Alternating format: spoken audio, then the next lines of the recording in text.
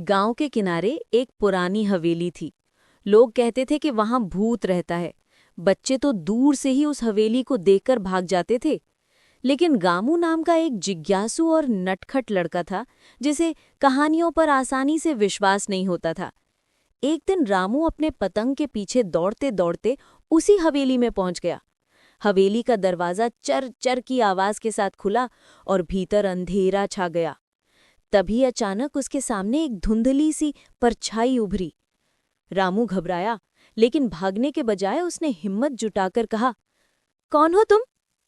परछाई ने आहिस्ता आहिस्ता बोलना शुरू किया, मैं इस हवेली का भूत हूं, सब मुझसे डरते हैं।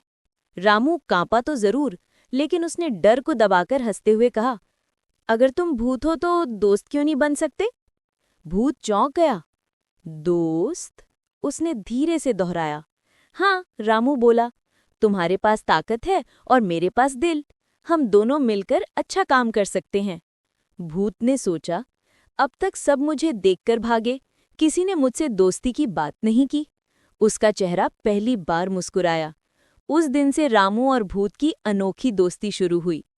रोज शाम को रामू हवेली आता, भूत उसे अद्भुत बातें बताता, कभी पुराने जमाने की कहानियां, कभी अपने अनुभव। बदले में रामू उसे गांव की शरारतें और हंसी मजाक सुनाता। धीरे धीरे भूत का अकेलापन मिटने लगा और रामू को भी एक सच्चा दोस्त मिल गया। एक दिन गांव में बड़ी समस्या आई। नदी का पुल टूट गया और बच्चे दूसरी ओर फंस गए। सब लोग परेशान थे। रामू ने तुरंत अपने भूत दोस्त को याद किया। भूत ने बिना समय गंवाए अपनी शक्तियों से भारी लकड़ियां उठाकर नया रास्ता बना दिया। बच्चों को सुरक्षित वापस लाया गया। गांव वाले चकित रह गए। जिन्हें वो भूत डरावना लगता था, वही अब उनका रक्षक बन गया। धीरे धीरे सबने समझ लिया कि असली डर तो अज्ञान और गलतफहमी में था। रामू ने हंसते हुए कहा, देखा दोस्त, अब सबको हमारी दोस्ती के रंग नजर आ रहे हैं।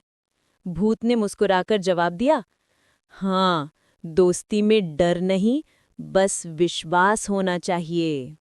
प्रेरणा।